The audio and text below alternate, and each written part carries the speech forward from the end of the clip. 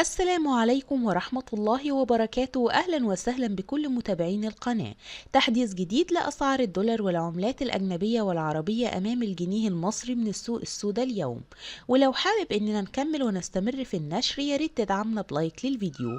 سجل الريال القطري 13 جنيه 55 قرش للشراء، 13 جنيه 75 قرش للبيع.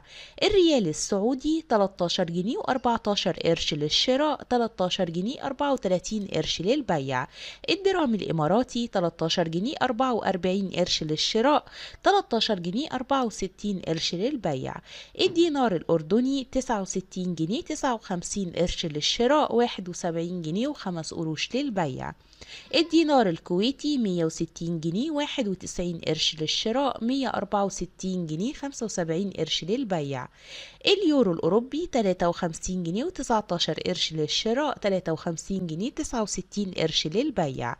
الجنيه الاسترليني 63 جنيه 95 قرش للشراء، 64 جنيه 45 قرش للبيع.